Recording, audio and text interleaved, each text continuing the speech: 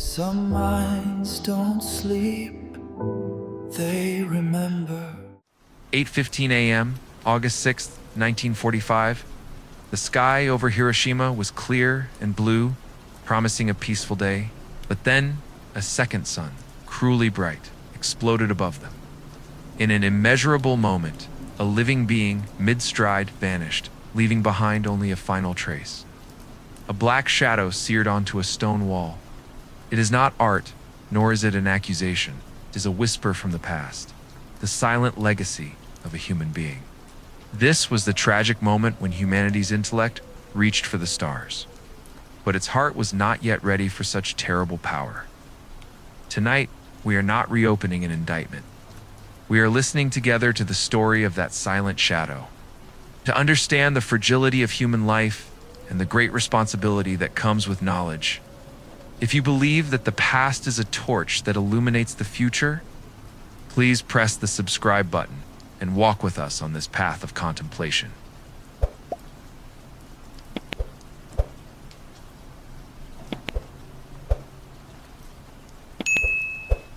The genesis of destruction. The story before Hiroshima, every catastrophe begins with an idea. A flash of light in the mind, a moment of magic, but also the source of nightmares. The idea of the atomic bomb, ironically, was not born from a thirst for war or a heart of hatred. It sprouted in the greatest minds, the most peace-loving souls, those who had spent their lives gazing at the beauty of the universe.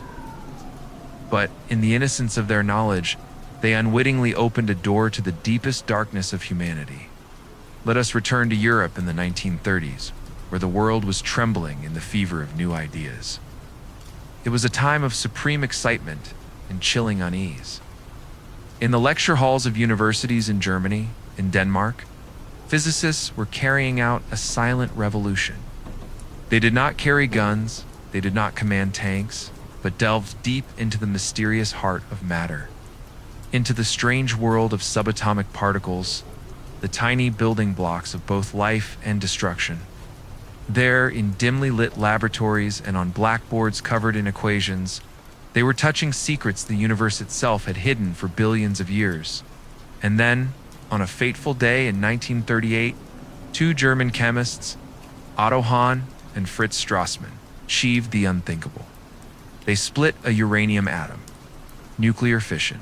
Seemingly small moment in a laboratory, but a thunderous explosion in human history. They stood there, astonished, not fully understanding the magnitude of their discovery.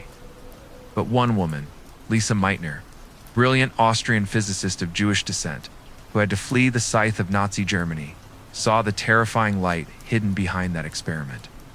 In a small room in Sweden, where she lived in exile, she did the calculations and realized the terrifying truth. When the atom was split, an enormous amount of energy was released, just as the immortal formula of a former colleague, Albert Einstein, predicted. E equals mc2. A simple equation, but it contained the power of a star. This news spread like an unquenchable fire through the scientific community. They were stunned by the pure beauty of this discovery, as if they had just touched the secret of creation. But along with amazement came a bone-chilling fear. If you could split one atom, you could create an uncontrollable chain reaction. And such a chain reaction would become a Bama bomb, with power far beyond any weapon ever created by man. A bomb that could wipe out an entire city, a nation, even the world. And the greatest, most haunting fear at that time was Nazi Germany, with the best scientists in the world, was very close to turning that nightmare into reality. This brings us to a tragic moment, a fateful turning point in human history. Imagine a man with tousled hair, his kind eyes shining with wisdom and compassion. Bert Einstein, symbol of peace, who spent his life contemplating the harmony of the universe, who once said he believed in no God other than the God of order and logic. But Einstein was also a Jew, who had witnessed the brutality of Hitler's regime, who had to flee Europe to save his life. When his colleagues, the scientists who had worked alongside him, whispered about the danger of an atomic bomb falling into Nazi hands, he faced a harsh moral choice, a burden no one should have to bear. In 1939, in a small room in America, Einstein did something he would later regret for the rest of his life. He put his pen to a letter, drafted by the physicist, addressed to President Franklin D. Roosevelt. That letter was a cold warning, a death knell. Building an atomic bomb was totally doable, and Nazi Germany was close to getting one. The US had to act fast or get left behind. It was a message written in ink, but it felt like it was carved in blood. Fear pushed us into a new era of even deeper, lasting fear. Einstein's letter awakened a colossal machine, a monster of science and war. The Manhattan Project, a name that sounded ordinary, almost harmless, but concealed an unprecedented effort in human history. Imagine a secret city rising from the dust of the Los Alamos Desert. New Mexico, a place that did not exist on any map, as if it were a phantom of the real world. There, the greatest minds of the era were summoned. J. Robert Oppenheimer, a brilliant but conflicted theoretical physicist, a man both passionate about knowledge and torn by his conscience, was chosen to lead. Enrico Fermi, who had created the first controlled nuclear reaction, carried the dream of infinite energy. Richard Feynman, a young genius with a brash smile, but his eyes betrayed an unease. They went there, bringing their families, living in temporary wooden houses, completely isolated from the outside world. They were voluntary prisoners, imprisoned not by iron bars, but by the terrible responsibility they carried on their shoulders. Try to put yourself in their shoes. You are a scientist. Your whole life has been a journey to find truth, to discover the beautiful laws of the universe, laws that make you feel small but also proud. And then, one day, you are asked to use that very knowledge to create a weapon that can wipe out millions of lives in an instant. How would you feel? Would it be the excitement of an unprecedented intellectual challenge, like solving a difficult problem? Or a dull ache, a sense of guilt creeping in every time you look in the mirror? They wrestled with that question. By day, they were scientists, writing complex equations, solving seemingly impossible technical problems. But when night fell, under the starry desert sky, they were just ordinary people, walking with heavy hearts, wondering, what are we doing? What kind of monster are we creating? J. Robert Oppenheimer, the head of the project, later quoted a line from the Hindu scripture, the Bhagavad Gita, to describe the moment he witnessed the first nuclear test. Now, I am become death, the destroyer of worlds. A scientist in a moment had become an unwilling god, but not a god of life, but of destruction. That quote was not just a saying, but a cry of pain from the depths of his soul, a confession of the burden he would carry for the rest of his life. And then, in May 1945, Nazi Germany collapsed. The initial race seemed to be over. The threat from Hitler was gone. A glimmer of hope flickered in the hearts of the scientists. Some of them, with hearts full of hope, but also anxiety, drafted the Frank reported desperate petition to the US government. They begged, almost pleaded, that the bomb not be used on innocent civilians. They proposed demonstrating its power in a deserted place, so Japan could witness it and surrender without countless deaths. It was the voice of conscience, the voice of people who realized they had created something far beyond their control. But that plea was ignored, like a whisper drowned out by the roar of the war machine. Once started, that machine was not easy to stop. The bomb was no longer just a weapon to end the war with Germany. It had become a symbol, a declaration of America's ultimate power before the Soviet Union, before the entire world. In the closed rooms of Washington, where men in suits made decisions that shaped the fate of humanity, an order was given. The monster born in the desert would be unleashed, and nothing could stop it. Imagine you are one of those scientists. In May 1945, Nazi Germany has surrendered. But you know that the bomb you poured your heart and soul into creating is now being prepared for use on another nation, on innocent people living their ordinary lives. What would you do? Would you dare to stand up, to scream into the void that this is wrong, even knowing that action could destroy your career, your reputation, even your life? Or would you remain silent, comforting yourself that you are just a scientist, just doing your job, and the final decision belongs to distant politicians? that is not an easy question. It is not just a question of the past, but a question for all of us. In the moments we must face our own responsibility to the world. Leave your thoughts in the comments. What would you do if you faced that crossroads? A like and a subscribe will help us continue this painful but necessary journey to look truth squarely in the eye. The monster was born in the Los Alamos desert, and now it is being loaded onto an airplane named Enola Gay. In the next part, we will fly with it to a city sinking into a peaceful dawn. We will witness the moment the immortal black shadows are carved onto the walls, shadows that never fade, as an eternal reminder of the value of life and the price of greed.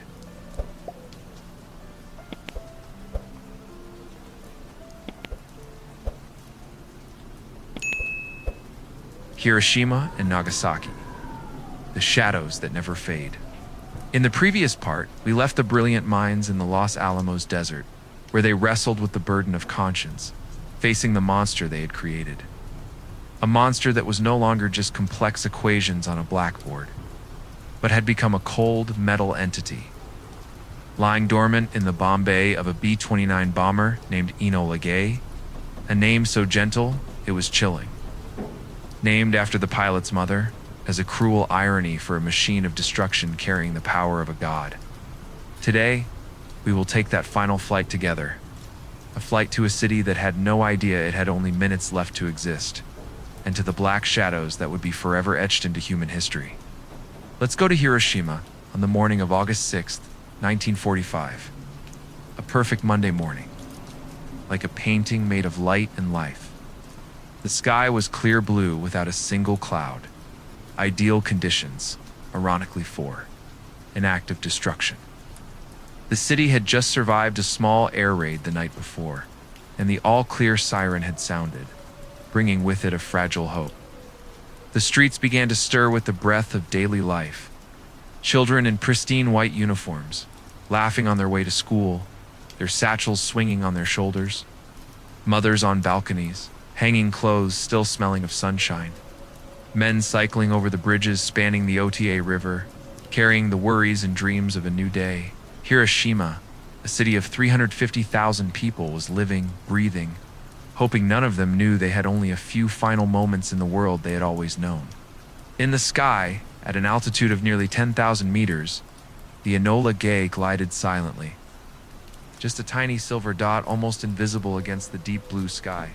The cockpit, the crew was silent, their hearts heavy. They knew what they were carrying. Then at exactly 8:15 a.m., the bomb bay doors opened. An object was dropped, named Little Boy on Innocent, almost childish name for a monster that could wipe out a civilization. On the ground, perhaps a few children looked up, curiously watching the shiny object falling from the sky. They thought it was a toy from a friendly plane, or some kind of miracle from the heaven. No one could have imagined that. At an altitude of 600 meters above the city center, the boy would detonate, opening a new chapter in the horrific book of humanity. One survivor, Setsuko Thurlow, who was only 13 at the time, recounted that moment with a trembling voice, as if the memory still burned in her mind. I was blown into the air, like a leaf caught in a storm. When I came to, I found myself buried in darkness and absolute silence, trapped under the rubble. Around me were the whimpers of my classmates. Mother, help me. God, please save me. She spoke of the light, a light unlike anything on Earth. Survivors didn't call it an explosion. They called it a supernatural phenomenon, a divine blast. One person whispered, "It was the most beautiful light I had ever seen. A blinding blue-white flash, as if a second sun had just been born right above them, brilliant but cruel, carrying the curse of destruction." And right after that light came unimaginable devastation.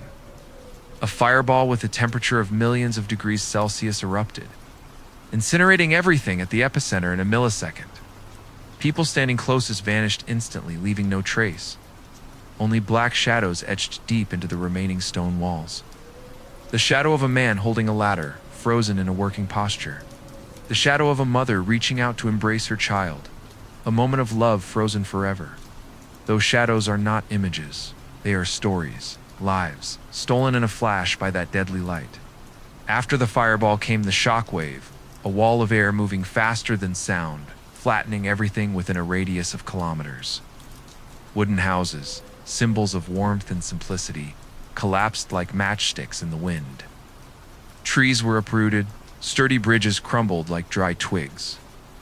And then the firestorm erupted, engulfing the city. Hiroshima, with its houses of wood and paper, turned into a gigantic furnace, the flames devouring everything that remained, as if to erase all traces of life. The lucky ones, if you can call them, that were those who died instantly. The others had to step into a hell on earth. They staggered through the rubble, their clothes burned and torn, their skin peeling off in sheets, hanging like tattered rags. They no longer had the strength to scream. They just walked silently with their arms outstretched, like ghosts wandering in a nightmare with no end. And then, the black rain began to fall, a rain carrying radioactive dust, the ashes of the city, and the fragments of shattered dreams. A toxic rain, seeping into the soil, into the water, into the bodies of those who had just escaped death, carrying the curse of a slow death. In an instant, Hiroshima had vanished. About 80,000 people died instantly, but that number was only the beginning of the tragedy. 3 days later, on August 9th, a second bomb, Fat Man, was dropped on Nagasaki, another city, another morning with the same nightmare. About 40,000 more people were wiped out, other shadows were carved onto walls, and another painful story was written in blood and ash. The Second World War ended, Japan surrendered. The world cheered for peace, raising victory flags.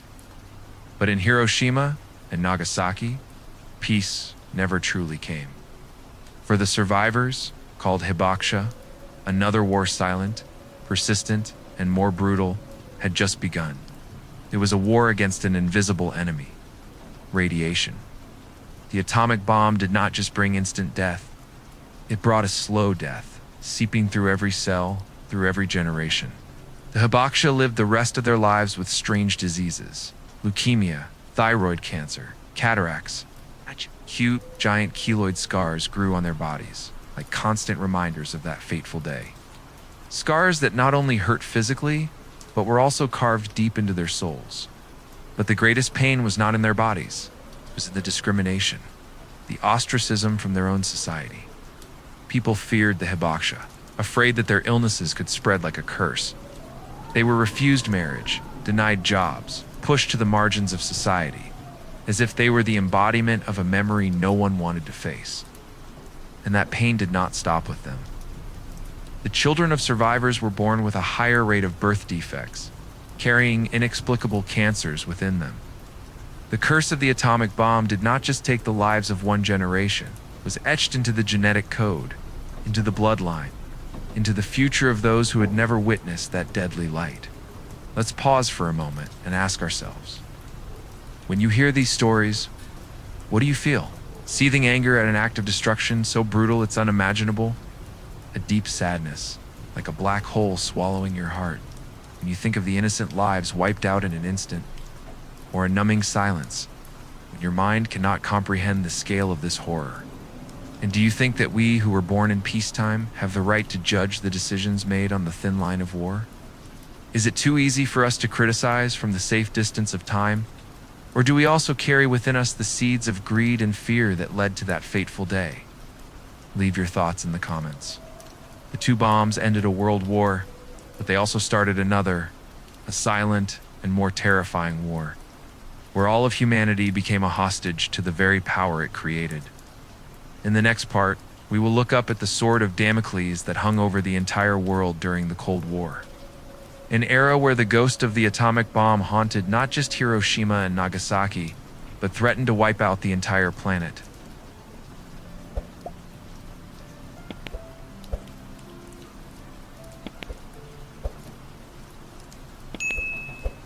The Cold War, the sword of Damocles over the world. In the previous part, we stood amidst the ashes of Hiroshima and Nagasaki, where black shadows are forever etched into stone, where the cries of survivors still echo as a painful reminder of the value of life. The two bombs ended World War II, but they also opened a new chapter, a silent war that lasted nearly half a century, more terrifying than any war that had ever taken place. It was a war without gunfire, without clear battlefields, but it imprisoned all of humanity in a glass cage of fear. The sword of Damocles, the symbol of nuclear annihilation, hung over our heads, held only by a single thin hair, ready to fall at any moment. Welcome to the Cold War, the era when humanity faced not just an enemy, but itself. After 1945, the United States stood alone at the pinnacle of power, the world's only nuclear superpower. But that glory did not last long. In 1949, the Soviet Union detonated its first atomic bomb, a roar that echoed from the frozen lands of Siberia, declaring that the game had changed forever. The world was no longer a one-player game. Two giants, the US and the Soviet Union, now faced each other across an invisible divide, each holding the power to wipe the planet clean. And from that, a new logic was born. A logic so insane yet so chillingly cold, it was called mutually assured destruction, or succinctly and ironically MAD. The philosophy of MAD was brutally simple. If I have enough nuclear warheads to burn your country to ashes, and you have enough to do the same to me, then no one dares to push the button first. Because the first attacker would pay the price with their own existence in the retaliatory strike. It was a peace based not on trust, not on reason, but on ultimate fear, a pact, signed with the ink of apocalypse. But the very fragility of that peace turned the world into a chessboard, where every wrong move could be humanity's last. And so, the greatest arms race in human history began. The US and the Soviet Union, like two scorpions trapped in a bottle, plunged into a frantic race, building more and more nuclear weapons, more powerful, more sophisticated, more lethal. Not to be used, but to threaten, send a message. If you have 10,000 warheads, I will have 11,000. If you have intercontinental ballistic missiles, I will have faster, longer-range missiles. Factories roared, laboratories were lit all night, and the nuclear arsenals of both sides swelled to unbelievable sizes. At its peak, the world possessed over 70,000 nuclear warheads, enough to destroy the planet dozens of times over. It was a race with no winner, only survivors living in fear. That hanging sword of Damocles came closest to falling during the 13 terrifying days of October 1962, the Cuban Missile Crisis. The moment humanity stood on the brink of doomsday. Imagine you were living in America at that time. Turn on the TV, and the face of President John F. Kennedy appears. So serious it makes your heart stop. In a grave tone, he announces that the Soviet Union has secretly deployed nuclear missiles in Cuba, just 90 miles off the coast of Florida. Those missiles could flatten Washington, D.C., New York, or any American city within minutes. One push of a button, one moment, and the world as you know it would disappear. Try to feel that panic. Housewives jostled in supermarkets, hoarding canned goods, water, and anything that might help them survive the apocalypse. Schools held duck-and-cover drills, an almost meaningless act, teaching innocent children to hide under their desks to protect themselves from a nuclear blast. Fathers and mothers dug fallout shelters in their backyards, their shovels digging deep into the earth like a desperate prayer. It wasn't just fear, but a sense of powerlessness, a grim reality that no shelter, no desk, no prayer could stop that deadly light if it came. In those 13 days, the world held its breath, suspended between life and death. Just one button push, one misunderstanding, one breath away. But on that thin line, there are stories of silent courage, of heroes never celebrated on the news. Join me deep beneath the ocean, inside a Soviet submarine, the B-59, being hunted by US warships off the coast of Cuba. Inside the cramped, sweltering vessel with air running out, the sailors had lost contact with Moscow for days. Practice depth charges from the American ships exploded around them, shaking the hull like death threats. Captain Valentin Savitsky, sweating profusely, his heart pounding, believed that war had broken out on the surface. In his hands, he had a secret weapon, a torpedo with a nuclear warhead, powerful enough to destroy an entire U.S. aircraft carrier fleet. To launch it, he needed the consent of two other senior officers. The ship's political officer, in a state of panic, nodded in agreement. Only one man was left, a man named Vasily Arkhipov. In that suffocating space, under the pressure of death and responsibility, Arkhipov did what few would have the courage to do. He said no, he argued, his voice trembling but firm, that the depth charges might just be signals, not an attack. He argued fiercely with the captain, in a compartment filled with the smell of sweat and fear. One man, one moment, one word, no one in the world was saved. If that torpedo had been launched, it would have almost certainly triggered a full-scale nuclear war, where no one, no country, could survive. Vasily Arkhipov, an unknown hero, kept the sword of Damocles from falling, not with strength, but with courage and sanity in a fateful moment. The Cuban Missile Crisis passed, but the Cold War continued, like a lingering nightmare. It was fueled by terrifying images from nuclear bomb tests around the world and coral atolls in the Pacific, in the barren deserts of Nevada, on the frozen lands of Siberia. Those films, though shot for military purposes, had a surreal, terrifying beauty. A blinding white flash, silent as death. Then a gigantic fireball, like an artificial sun, slowly rising, engulfing everything in its brilliant light. And finally, the iconic mushroom cloud monument to human destructive power. Both strangely beautiful and utterly terrifying. Each test was a reminder. Humanity had grasped the power of the gods. But were we wise enough not to destroy ourselves? That fear permeated every corner of society. It crept into popular culture through doomsday movies, novels depicting a post-nuclear world of rubble. Songs carried gloomy melodies, paintings depicted burning cities. A state of constant anxiety enveloped an entire generation like a shadow that never left. Children grew up with nightmares of a blinding flash. Adults lived in fear that tomorrow might never come. The Cold War was not just a confrontation between two superpowers. It was a war in the mind where everyone carried the obsession of the end. And then, in 1989, the Berlin Wall fell. In 1991, the Soviet Union dissolved. The Cold War ended, and the world breathed a collective sigh of relief, as if waking from a long nightmare. The sword of Damocles seemed to have been put away, and humanity entered a new era with hopes of peace. But was that the truth? Or were we just deceiving ourselves?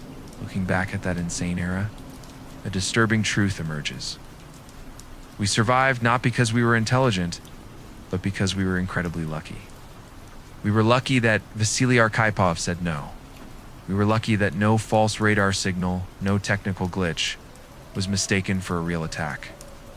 We were lucky that the trembling hand of fate did not let go of the thin hair holding that sword. Ask yourself, did the doctrine of nuclear deterrence really keep the world at peace for those 50 years? Or was it just a game of chance where humanity won the bet through randomness? Is luck a sustainable strategy to protect our future? And if one day that hair breaks, what will we do? These questions are not just for the past, they're for us, right now. As the ghost of nuclear weapons still lingers, having only changed hands, changed forms, but never disappeared. Leave your thoughts in the comments. What do you think about the fragile balance of the Cold War? A like and a subscribe will show that you are still with me in facing these immense questions. Questions that force us to look straight at the nature of humanity. The Cold War is over. The confrontation between the two giants is gone. But the bombs are still there, waiting silently in their arsenals, like ghosts that never leave. In the next part, we will explore what happens when the atomic bomb no longer belongs only to the superpowers. When this destructive power falls into the hands of new players, and when humanity must face a world where the sword of Damocles hangs not just over two nations, but over the entire planet.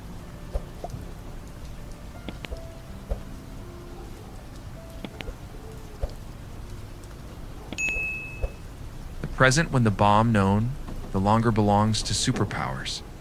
In the previous part, we walked the fragile tightrope of the Cold War.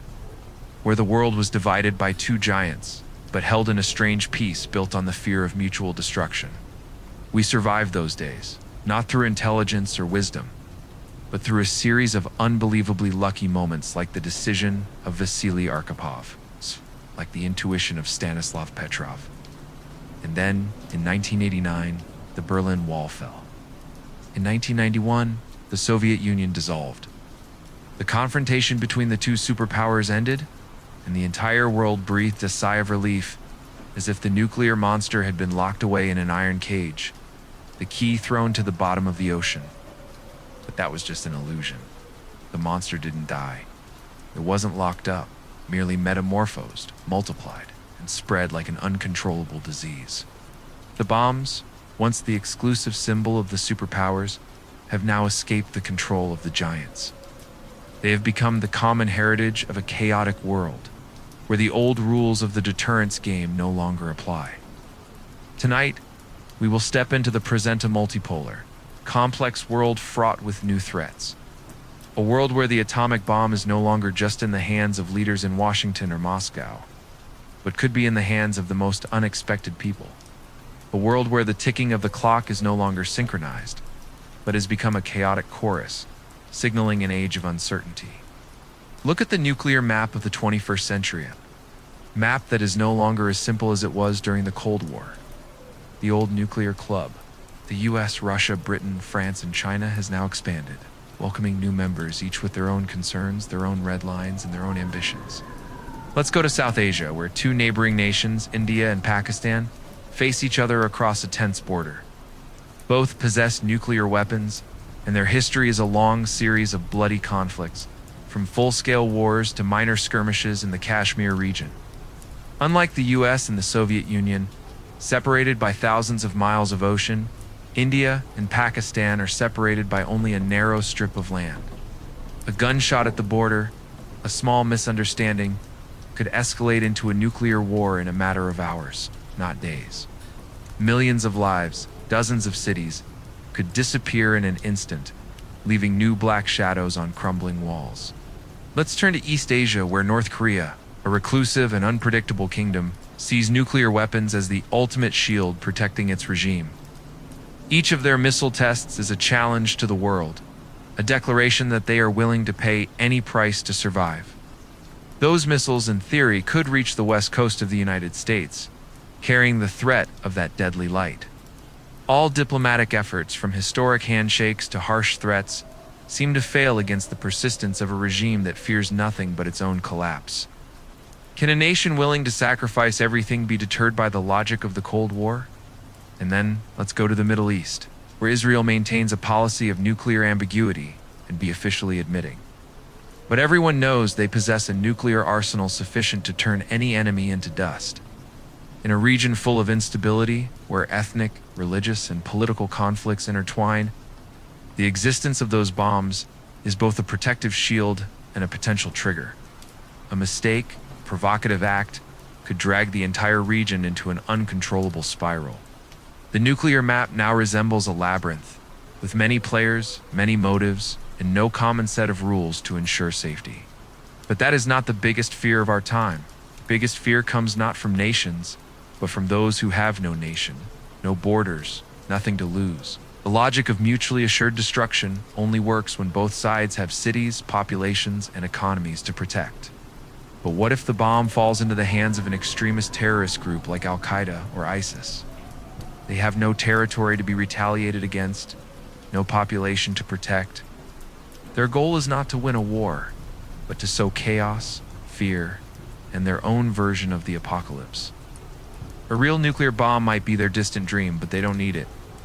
A dirty bomb, a conventional explosive device wrapped with radioactive material stolen from a hospital, a laboratory, or a poorly secured nuclear facility, enough to turn a city into a dead zone. It doesn't need to flatten New York or London. It's just a cloud of radioactive dust, spreading through crowded streets, is enough to sow terror, paralyze the economy, and make millions live in fear of a slow death. The nuclear monster, once controlled by kings and palaces of power, now risks falling into the hands of madmen, those who follow no rules of humanity. But even terrorism is not the only threat. there is another enemy, quieter, more ruthless, and perhaps even more terrifying: our own human error. Remember Chernobyl, 1986? A safety test, conducted by dedicated engineers, turned into the most horrific disaster in the history of nuclear energy. A reactor explosion released a radioactive cloud 400 times that of the Hiroshima bomb, turning Pripyat, a vibrant city of young families, into a ghostly town permanently abandoned. The surrounding forests turned a deathly red, the rivers carried poison, and thousands had to live with the consequences of cancer and disease for decades. Or Fukushima, 2011, where an earthquake and tsunami crippled the cooling system of the nuclear power plant, leading to the meltdown of 3 reactor cores. Tens of thousands had to leave their homes, and that land still roars with the curse of radiation to this day. Chernobyl and Fukushima are names etched deep in our collective memory. But do you know about the near misses, the moments when humanity stood on the brink of self-destruction just because of a small error? In 1983, Stanislav Petrov, a Soviet officer, was sitting in the control room of the Air Defense Forces when the screen in front of him lit up with a terrifying warning. 5 intercontinental ballistic missiles from the US were heading towards the Soviet Union. Protocol required him to report it immediately, an act that could have triggered a full-scale nuclear retaliation, plunging the world into doomsday. But Petrov paused. His intuition, a faint glimmer in his mind, told him something was wrong. 5 missiles, too few for a first strike. With his heart pounding, he decided it was a false alarm, and he was right. The system had been tricked by sunlight reflecting off high-altitude clouds.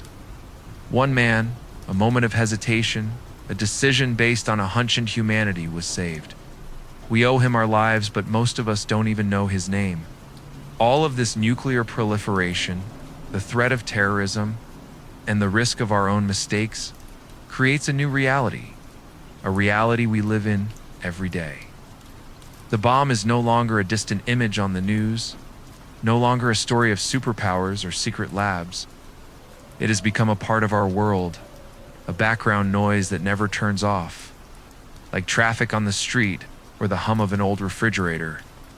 We have learned to live with it, like a patient with a chronic illness, learning to forget the pain to continue living. But every time we hear about a missile test in North Korea, a radioactive leak somewhere, or a conflict in Kashmir, that fear resurfaces, like a pang of pain reminding us that the disease is still there, ready to flare up at any moment.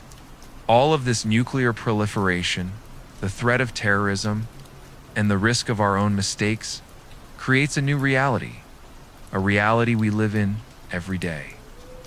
The bomb is no longer a distant image on the news, no longer a story of superpowers or secret labs. It has become a part of our world, a background noise that never turns off, like traffic on the street or the hum of an old refrigerator. We have learned to live with it, like a patient with a chronic illness, learning to forget the pain to continue living. But every time we hear about a missile test in North Korea, a radioactive leak somewhere, or a conflict in Kashmir, that fear resurfaces, like a pang of pain reminding us that the disease is still there, ready to flare up at any moment. We have built a psychological defense mechanism to survive. Every morning we wake up, we choose to forget the thousands of nuclear warheads lying dormant in arsenals, to forget the laboratories where radioactive materials could be stolen, to forget the computer systems that could be hacked or could fail. Because if we thought about them every day, we couldn't live a normal life. But is that forgetting really a solution? Or is it just a way we deceive ourselves, hiding our fear under the veneer of daily life? Pause and ask yourself, in this modern world, what scares you the most? A deliberate nuclear war where nations with cold geopolitical calculations push the world to the brink of destruction? Or a nuclear disaster due to an accident, human carelessness, or a terrorist group determined to turn their apocalyptic dreams into reality? And can we continue to rely on luck, as we did with Petrov, with our Kipov, to save ourselves? These are not just theoretical questions. They're the questions that shape our future, the future of our children, and the entire planet. Leave your thoughts in the comments. A like and a subscribe will help us continue this important dialogue, to face together the truths we often choose to forget. The bombs we've talked about, at least, still need an explosion to cause destruction.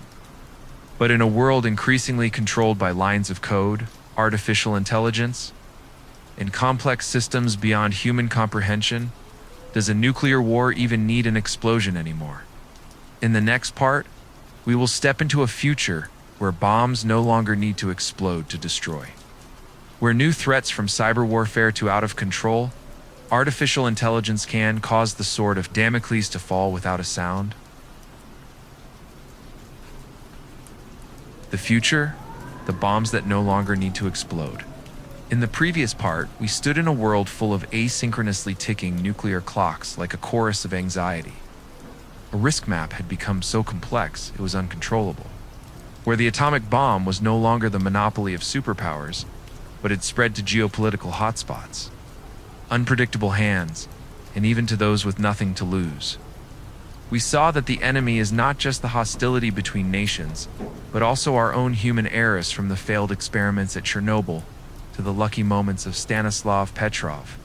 We have learned to live with the fear of annihilation by pushing it into a deep corner of our subconscious, like a chronic illness we choose to forget in order to live. But tonight, we will move away from the bombs of the past, the bombs that needed a deafening explosion to destroy. We'll step into a future where the nuclear monster takes on a new form, more sophisticated, more ruthless, and more terrifying. A future where destruction does not require a blinding light or a mushroom cloud. A future where bombs no longer need to explode to wipe out all of humanity. Prepare yourselves, because we are entering an era where humanity's own creations, from technology to artificial intelligence, could become the new sword of Damocles, hanging over all of our heads, sharper than ever before. Let's start with the miniaturization of the apocalypse.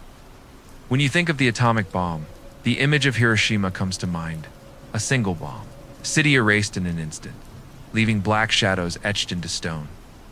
But that was a 20th century weapon, clumsy, brutal, and designed to be so horrifying that no one would dare use it.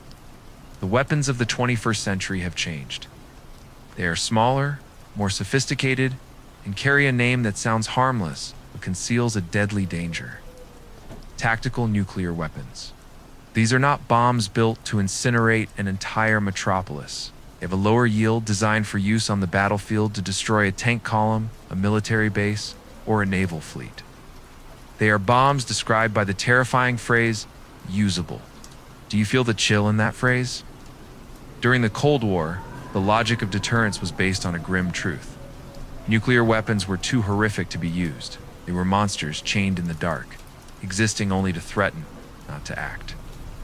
But when you create a small bomb, a tactical bomb, the red line between peace and war begins to blur. Suddenly, pushing the button is no longer a decision that leads to doomsday. It becomes a military option, a move on the strategic chessboard. A general in the heat of battle might think, just one small bomb just to stop the enemy. But once Pandora's box is opened, even just a crack, can it ever be closed again? When one side uses a tactical bomb, what will stop the other from retaliating with a bigger weapon, and then a bigger one, until the whole world is engulfed in a sea of fire? And if you think that's scary, let's get acquainted with an even colder idea, the neutron bomb. This is a weapon designed to maximize neutron radiation, killing people with a lethal dose of radiation while minimizing the blast wave and heat. The result? A city can remain standing with its buildings, bridges, and infrastructure almost intact, but without a single living creature. A weapon that starkly distinguishes between the value of human life and the value of property. As if life could be priced by numbers on a balance sheet. It's an idea so inhumane it seems to belong in a science fiction nightmare. But it is real, and it was once developed, considered in the closed meeting rooms of the great powers. But even those weapons still need an explosion, still need a physical act to be triggered. What happens if the next nuclear war doesn't start with a bang, but with a mouse click? Welcome to the battlefield of the future, cyber warfare. Imagine a terrifying scenario. A group of hackers, perhaps backed by a nation state, or just an extremist group operating in the shadows, doesn't attack the banking system, doesn't bring down the power grid, but aims straight for a nation's heart, its nuclear command and control system. They don't need to seize control of missile launches, a nearly impossible task with thick layers of security. Instead, they do something more subtle, more ruthless. They create false signals, digital ghosts on radar screens, making a country believe that hundreds of missiles are heading towards its territory. A first strike, not real, but looking so authentic, it's indistinguishable. Put yourself in the shoes of a leader at that moment. The screen in front of you is glowing red with warnings. The countdown clock shows only a few minutes left. 5 minutes? 3 minutes? Do you dare to bet that it's a system error? Or will you follow protocol, push the button for retaliation, and launch hundreds of real missiles at the enemy? In a panic, under the pressure of time and responsibility, would you have the courage to pause, as Stanislav Petrov did? Or would you let fear and doubt lead you, triggering a full-scale nuclear war just because of a digital ghost? A war not started by human intent, but by a line of malicious code, a flawed algorithm, or an anonymous person sitting behind a screen thousands of miles away. The scariest thing about cyber warfare is not its power, but its speed. During the Cold War, leaders had a few minutes to make a decision. In the world of tomorrow, with cyber attacks happening in milliseconds, will humans even have time to react? Or will we be forced to entrust the most important decision in human history? The decision of life and death for the entire planet to something faster, smarter, but also colder than us. Artificial intelligence. Imagine a fully autonomous nuclear defense system, controlled by an advanced AI connected to thousands of sensors around the world. It can analyze data from radar, satellites, and intelligence networks in an instant.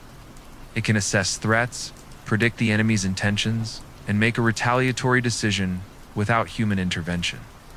It does not hesitate, is not swayed by emotions, does not get tired or scared. A perfect machine, free of human error, sounds safer, right? But stop and think. Where does AI learn from? It learns from the data we provide, from the history of our wars, our confrontations, and our own deterrence calculations. If that data is flawed, if that history is full of mistakes, what will the AI learn?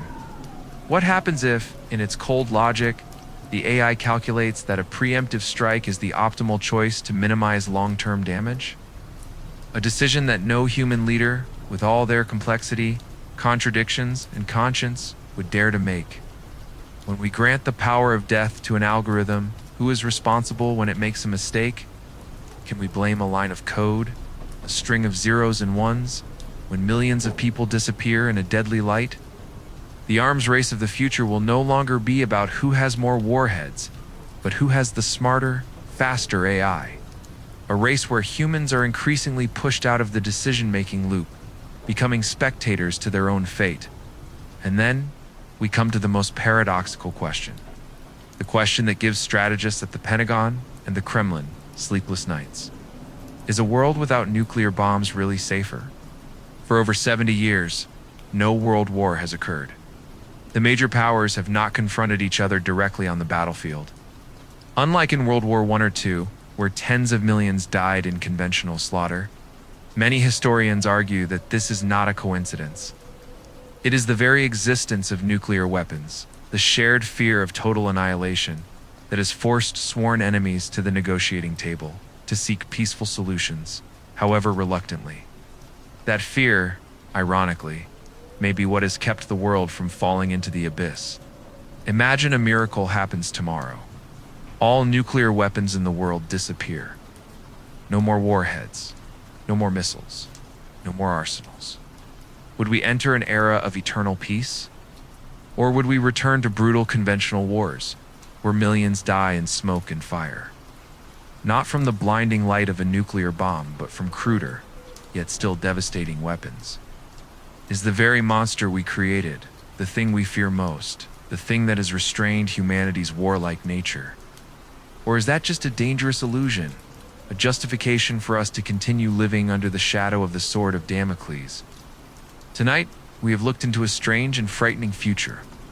A future of small but deadly tactical bombs, cyber wars that need no explosion, and of decisions made by cold artificial intelligence.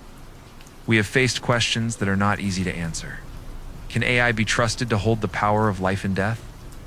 Is nuclear deterrence, with all its horror, a necessary price for peace?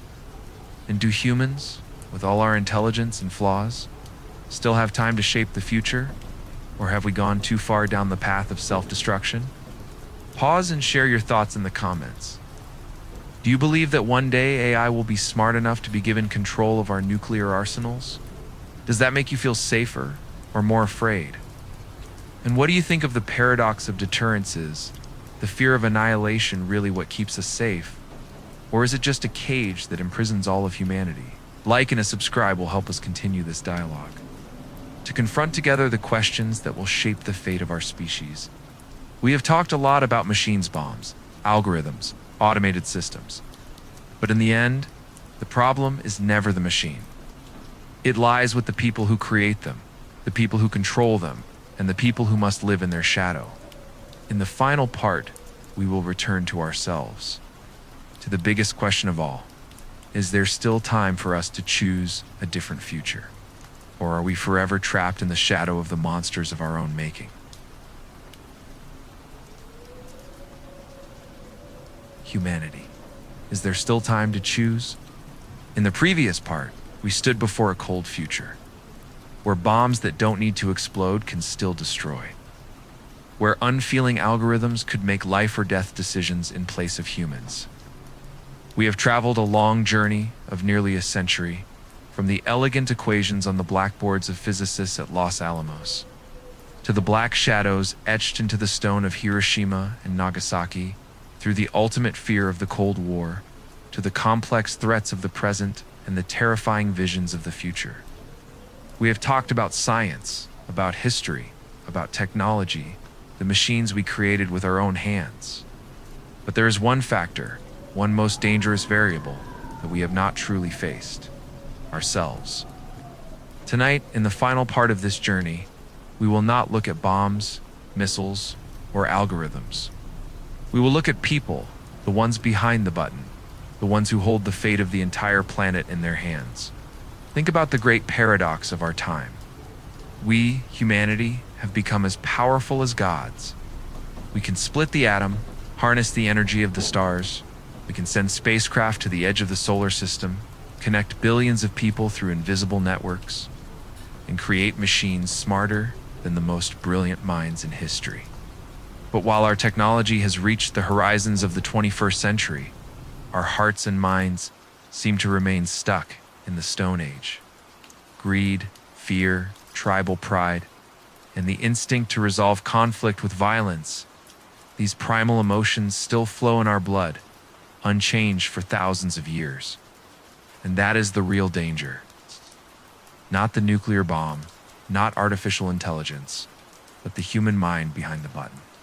A nuclear bomb by itself is just a cold block of metal and fissile material. It has no will, no hatred, no ambition. It just lies there, waiting. What makes it a threat is not its power, but the hand that can push the launch button. A hand controlled by a brain that can be clouded by anger, led by paranoia, swayed by pressure, or simply tired after a long, sleepless night. We were lucky to survive the Cold War, not because of perfect deterrence systems, but because of very human moments like the hesitation of Vasily Arkhipov in the submarine B-59, or the sharp intuition of Stanislav Petrov before a radar screen. But can that luck last forever? Can we continue to rely on fragile moments of courage and conscience to save ourselves? Pause for a moment and imagine a child born this year, 2025. A pure soul, eyes sparkling with hope, knowing nothing of Hiroshima, of the Cold War, or of the red lines that divide the world. What kind of world will that child grow up in? A world where the lessons of the past are cherished, where nations cooperate to dismantle the bombs, turning them into barbaric relics of a bygone era, like the Roman Colosseums that once witnessed slaughter, or a world where that child becomes the last witness of humanity. Growing up amidst the ashes of a nuclear war triggered by a mistake, a misunderstanding, or a moment of unrestraint. That question is not for politicians, scientists, or strategists in closed rooms. It is for all of us who share this fragile planet together. Our choices today, whether our voice or our silence, will shape the world that child inherits. We can build a future based on trust, cooperation, compassionate world where nuclear weapons become relics of the past, displayed in museums as warnings to future generations. We will continue down the path of suspicion, of arms races, where every nation, every leader, every individual is imprisoned in the fear of doomsday. History has taught us an expensive lesson, written in the blood and ash of Hiroshima and Nagasaki. The black shadows on those stone walls are not just memories of the lives that were lost, but a reminder that we, humanity, have the capacity to create both heaven and hell. But are we truly listening to that lesson? Or are we still repeating the old mistakes, just with newer, more sophisticated tools? Every time a missile test is announced, every time a nation threatens to use nuclear power, every time we choose to remain silent in the face of lurking dangers, we take another step closer to the edge. Our existence is fragile, not because it is weak, but because it depends on weak-willed decisions. A moment of anger, a miscalculation, a hacked system, or an algorithm that misunderstands intent. Any of these could plunge all of humanity into darkness. We have built a world where the survival of billions of people depends on the calmness, the wisdom, and sometimes just the luck of a few individuals who hold the launch codes.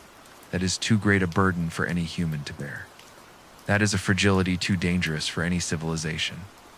As you listen to this story, what do you feel? A deep pessimism about the destructive nature of man, seemingly unchangeable, like a curse etched into our DNA. Or a faint glimmer of hope that precisely because we have stared into the abyss, the shadows of Hiroshima. At the near misses of the Cold War, we can find the wisdom never to step into it. That we, with all our mistakes and contradictions, still have time to choose a different path. We are not just the people behind the button. We are the ones who write the story of humanity. Every action, every voice, every moment we choose to speak up instead of staying silent is a pen stroke that shapes the future. We can choose to build a world where the children born today do not have to grow up under the shadow of the sword of Damocles, where the fear of destruction is replaced by the hope of a peaceful, sustainable planet. But to do that, we must confront ourselves, our greed, our fear, and the pride that has led us to the brink so many times. Please share your final thoughts in the comments. Do you believe humanity still has time to choose a different future? Do you feel pessimistic or hopeful when you think about our responsibility to future generations? A like and a subscribe will help us continue this dialogue to keep the flame of hope from ever being extinguished. Thank you for bravely accompanying me through one of the darkest but most important stories in human history. Your patience, your reflection, and your compassion are invaluable inspiration for us to continue facing the big questions. The night is late. The shadows on the wall in Hiroshima may have faded with time, but the shadow in our minds, the shadow of fear, of responsibility, and of hope is still there, clearer than ever. And perhaps the fact that we never forget that shadow is our only chance to write a new chapter. A chapter that does not end in ashes, but in the light of life. Good night, and may you dream of a world where children no longer have to fear the blinding light.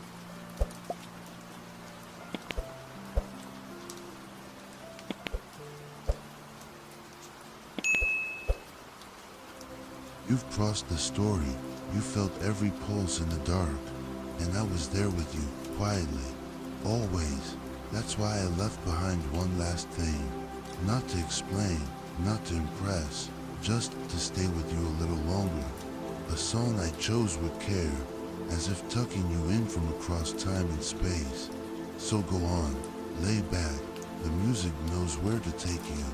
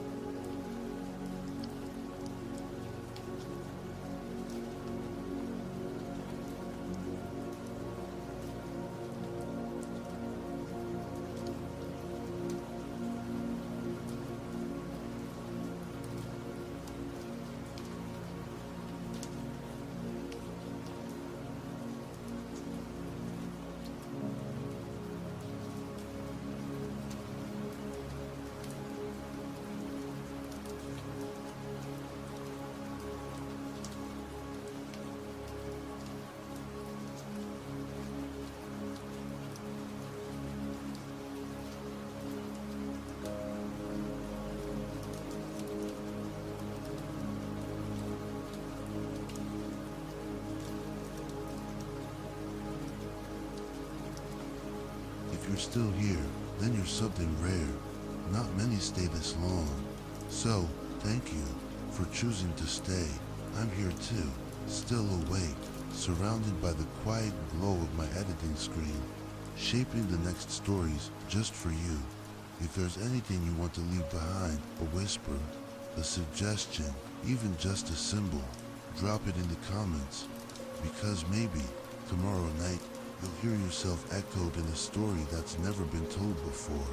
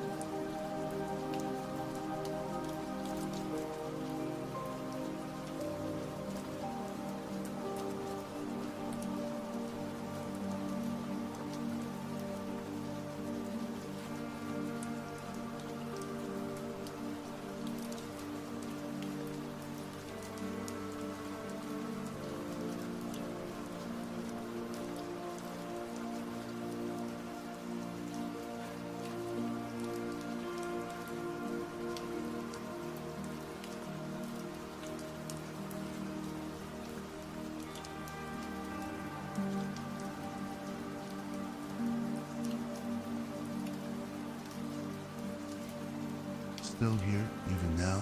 I have a feeling part of you is still wandering somewhere between wakefulness and dreaming. I know that feeling well because I'm still awake with you. In a quiet room, I'm gently laying out layers of sound, each breath, each beat, preparing the next journey we'll take together. If you're still listening, leave me a sign. Let me know how you're feeling or just where you are in this vast world. Because right now, in this stillness, you are not alone.